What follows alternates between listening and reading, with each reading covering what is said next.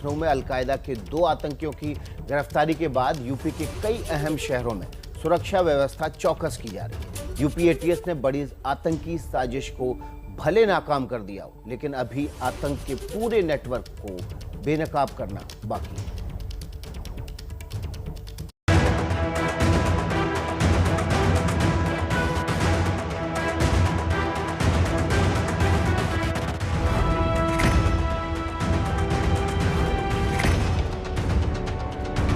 UP में बड़े आतंकी हमले की साजिश का पर्दाफाश।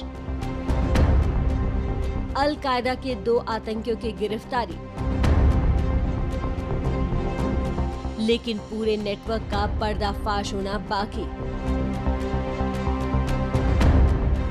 आतंकियों के आका उमर अल मंडी के सुराग जुटाने में लगी सुरक्षा एजेंसियां। लखनऊ में यूपी पुलिस और एटीएस ने अल-कायदा के 2 आतंकियों को गिरफ्तार कर उनके पास से भारी मात्रा में विस्फोटक सामग्री बरामद की है। लखनऊ के काकोरी इलाके में जब एटीएस और पुलिस के जवानों ने इलाके की घेराबंदी शुरू की तो किसी को अंदाजा भी नहीं था कि आतंकी साजिश का एक खौफनाक चैप्टर खुलने वाला है। 2 व्यक्ति गिरफ्तार, मिन्हाज और मसीरुद्दीन नाम के 2 व्यक्ति गिरफ्तार हुए हैं लखनऊ के विभिन्न क्षेत्रों से, और अभी इनके अन्य साथियों की भी के लिए दबिशें चल रही हैं। इनके पास से एक पिस्टल तथा एक आईडी, जिसको बाद में निष्क्रिय किया गया है, और कुछ विस्फोटक सामग्री और प्रेशर कुकर मिला है। और जो आईडी मिला था वो प्रेशर कुकर बॉम्ब के रूप में था, जो कि रेडी था। तो इनका मुख्य उद्देश्य 15 अगस्त के पहले महत्वपूर्ण स्थान हैं, स्मारक हैं, भीड़ भाड़ वाले स्थान पे विस्फोट करना तथा अन्य आतंकी गतिविधियों को अंजाम देने का था। अब पुलिस को तलाश है आतंकी मिन्हाज अहमद और आतंकी मसीरुद्दीन के बाकी साथियों की, जो फरार हो चुके हैं। अब तक की जांच में सामने आया है कि आतंकी मिन्हाज और मसीरुद्दीन अल-कायदा के मानव बम मॉड्यूल का हिस्सा थे। दोनों आतंकी अंसार गज़वाए-उल हिंद ग्रुप से जुड़े थे। अंसार गज़वाए-उल भारत में अल-कायदा का ग्रुप है। इस गिरोह में लखनऊ और कानपुर के दूसरे लोग भी शामिल हैं। आतंकियों के साथियों की तलाश में जगह जगह दबिश दी जा रही है। यूपी पुलिस पकड़े गए आतंकियों के हैंडलर उमर अल मंडी के बारे में भी सुराग जुटा रही है। उसका संबंध यूपी के संभल से बताया जा रहा है। इस इंडियन मॉड्यूल को उमर अल मंडी नाम का एक व्यक्ति है, जो कि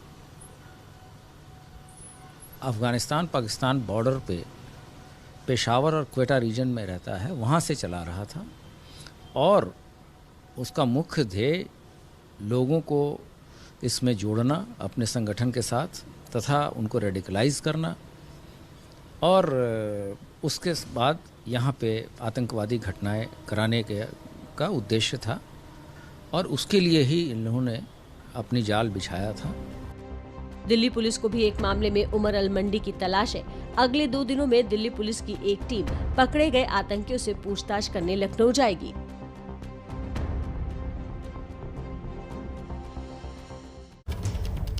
देश में अचानक आतंकी संगठनों की सक्रियता से कई सवाल उठ खड़े हुए हैं, और उस पर बात करने के लिए लखनऊ से जुड़ रहे हैं संवाददाता संजय त्रिपाठी, कोलकाता से मनोज्ञा लोईवाल और श्रीनगर से आसिफ कुरैशी।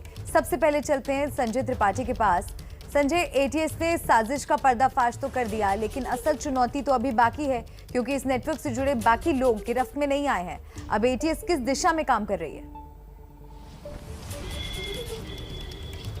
देखिए, मिन्हाज और मसरुद्दीन नाम के 2 आतंकवादियों को गिरफ्तार किया गया था। उनमें से मैं इस वक्त मिन्हाज के घर पे खड़ा हूं, और कल जब एटीएस की टीम यहां आई थी तो यहां से ही मिन्हाज की गिरफ्तारी की थी, और शाम तक पड़ताल हुई थी। यहां से कुकर बम भी बरामद हुआ था। इसके अलावा कई दस्तावेज बरामद हुए थे, और इस आशंका से कि कहीं उनके परिजनों को कुछ जानकारी हो छुपा रहे हैं, पुलिस ने उन्हें भी कस्टडी में लिया था। लेकिन शाम तक जानकारी आई है कि देर रात तक उनको छोड़ दिया गया है। रियाज, जो उनके पिता हैं, उनसे उनसे भी काफ़ी देर पूछताछ हुई। उसके बाद उनको ला करके यहाँ छोड़ दिया। ये अलग बात है कि इस घर पर इस वक्त ताला बंद है, परिवार के लोग मौजूद नहीं हैं।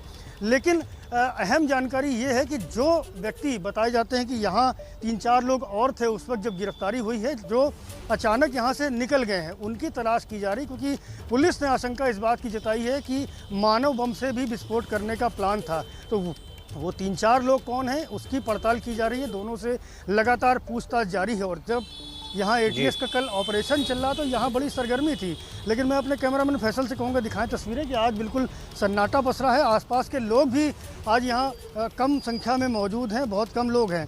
एक खास बात जो कल पुलिस ने जिसका खुलासा किया था कि उमर अल मंडी जो IS अलकायदा के इंडियन सब कॉन्टिनेंट का चीफ है, वो ऐसी जानकारी मिली है। एटीएस के सूत्रों का दावा है कि उसका असली नाम सैयद अख्तर है और वो रहने वाला संभल का है। तो इस लिहाज से संभल का कनेक्शन जुड़ता नज़र आ रहा है इस पूरे जो खुलासा है उसके साथ में। और उसके पहले भी जो इंडियन सब कॉन्टिनेंट का चीफ था वो भी संभल का रहने वाला था। एक के बाद एक जो संभल से इस तरह के इनपुट मिल रहे हैं, तो एटीएस की एक विशेष टीम रवाना हुई है, संभल में पड़ताल कर रही है, उमर अल मंडी के घर पर जाकर के उनके बारे में जानकारी करके। और ये भी एक बात विकास बताना चाहूँगा कि जिस कश्मीरी संगठन का नाम इसमें आया है, जिससे जुड़े हुए लोग ये थे गजवातुल हिंद, उस संगठन की एक्टिविटी अब तक कश्मीर में मिलती थी, लेकिन अब यूपी, बिहार और आसपास के जो प्रदेश हैं, यूपी, बिहार, बंगाल में भी इस संगठन की एक्टिविटी मिल रही है। बहुत बहुत शुक्रिया संजय आपका। आप बने रहिए हमारे साथ। आसिफ कुरैशी और मनोज्ञा लोईवाल भी हैं, वो भी हमारे साथ बने रहेंगे। लेकिन यूपी के बाद बंगाल की बात पहले कर लेते हैं, फिर हम संवाददाताओं के पास चलेंगे। पश्चिम बंगाल पुलिस ने भी आतंकी एक साजिश को नाकाम किया है। कोलकाता में एसटीएफ ने 3 संदिग्ध आतंकियों को गिरफ्तार किया है, जिनका संबंध जमात उल मुजाहिदीन नाम के आतंकी संगठन में। जांच में इनका आतंकी संगठन ISIS कनेक्शन भी सामने आया है। कोलकाता के हरिदेवपुर इलाके के इसी बस स्टैंड पर भागने की फिराक में खड़े 3 संदिग्ध आतंकियों को एसटीएफ ने धर दबोचा। इसके बाद जब पड़ताल शुरू हुई तो उनके आतंकी नेटवर्क के बारे में चौंकाने वाली जानकारियां सामने आई। तीनों संदिग्ध आतंकियों का संबंध जमात उल मुजाहिदीन से है। गिरफ्तार संदिग्धों के फेसबुक पेज पर आतंकी संगठन ISIS से जुड़े वीडियो मिले हैं। नजीर रहमान, साबिर और रबीउल इस्लाम नाम के तीनों संदिग्ध बांग्लादेश के नागरिक हैं। तीनों संदिग्ध शहर में कबाड़ी वालों के भेष में घूमते थे।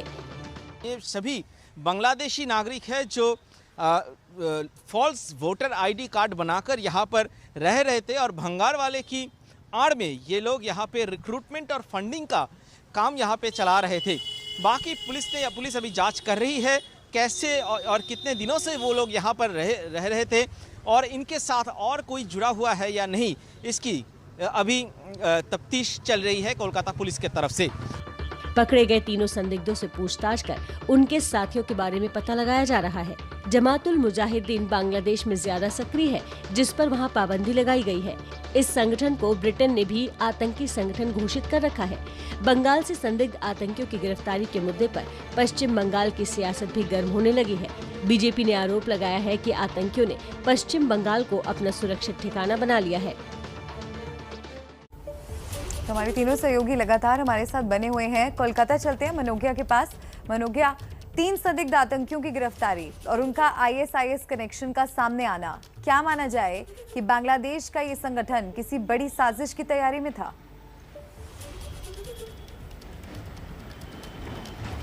बिल्कुल, और 15 अगस्त के पहले अगर ये कोई बड़ी साजिश रचना चाहते थे, अगर मैं ये कहूँ तो गलत नहीं होगा। सूत्रों के अनुसार जो JMB संगठन है, जमातुल मुजाहिदीन बांग्लादेश, ये कई वर्षों से बंगाल में सक्रिय है और उसका सबसे बड़ा कारण है कि बंगाल और बांग्लादेश की जो सीमा है वो काफ़ी इलाकों में पोरस है, इसलिए आना जाना बहुत जगह लोगों को आसान हो जाता है। लेकिन इस तरह के आतंकी संगठनों का या आतंकवादियों का गिरफ्तार होना शहर के इलाकों से, यानी कि हरिदेवपुर इलाकों से, जो दक्षिण कोलकाता का एक अहम इलाका माना जाता है, रिहायशी इलाका है, जहां पर ये गरीब आदमी की आड़ में या फिर कबाड़ी वालों की आड़ में घूम रहे थे, लोगों से मिल रहे थे और एक्सेस ले रहे थे हर जगह का। तो ये बड़ा सवाल उठ रहा है। और तीसरी बड़ी बात, सबसे बड़ी बात ये कि इनकी फंडिंग इसी वेश में आ रही थी और इस फंडिंग का इस्तेमाल भी नए रिक्रूटमेंट्स के लिए किया जा रहा था। चुनाव खत्म हुए हैं और इस समय बंगाल पर नज़र अंतर्राष्ट्रीय सीमा के कारण और राजनीतिक कारणों से भी केंद्र सरकार और राज्य सरकार दोनों की है। लेकिन अगर हम इस समय बात करें तो सबसे बड़ा सवाल ये उठ रहा है कि क्या सिर्फ यही 3 थे, क्योंकि ये ए ग्रेड आतंकवादी हैं पुलिस के अनुसार, और इसके बाद बाकियों की खोज भी जारी है। जी मनोज्ञा, तो आप बने रहिए। आसिफ का रुख कर लेते हैं। आसिफ हमारे साथ श्रीनगर से बने हुए हैं। आसिफ, सीमा से सटे इलाकों में आतंकी गतिविधियां लगातार तेज हो रही हैं, लगातार ड्रोन देखे जा रहे हैं, ड्रोन से असला गिराया जा रहा है, लेकिन लखनऊ, कोलकाता और आसपास के शहरों में आतंकियों की गिरफ्तारी निशाने पे क्या था?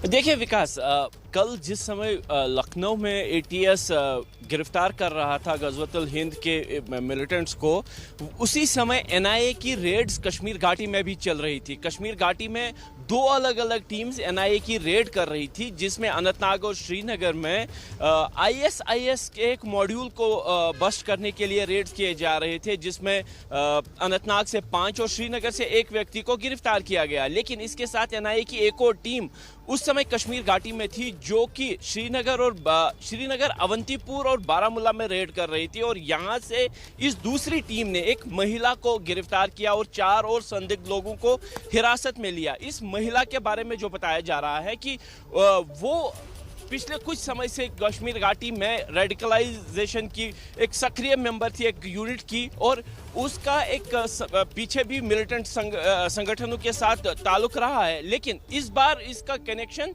हो सकता है कि लखनऊ में हुई गिरफ्तारियों से हो, लेकिन अभी तक एनआईए ने इस बात की पुष्टि नहीं की है। लेकिन इस बात की पुष्टि है कि एक महिला को गिरफ्तार किया गया है, जिसके संबंध जाकिर मूसा के अनुसार गजवतुल हिंद से रहे हैं, इसीलिए माना यही जा रहा है कि इसके तार लखनऊ यूपी से जुड़े हुए हैं। लेकिन कुल मिला के देखें, जो यहाँ पे जो साजिश आप बोल रहे हैं सरहद पार से रची जा रही है, वो अब सोफिस्टिकेटेड हो गई है, जिसमें टेक्नोलॉजी का ज्यादा इस्तेमाल होने लगा है।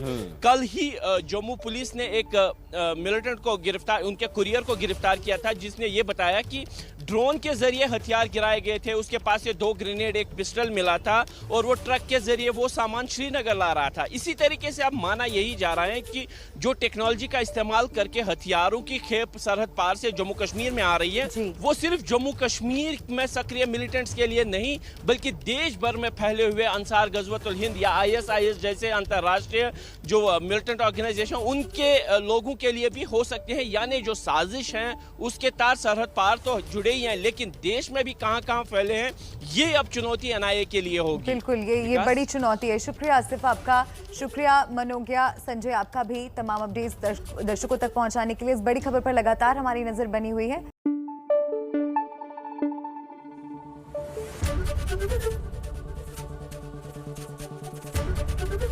एबीपी न्यूज आपको रखे आगे।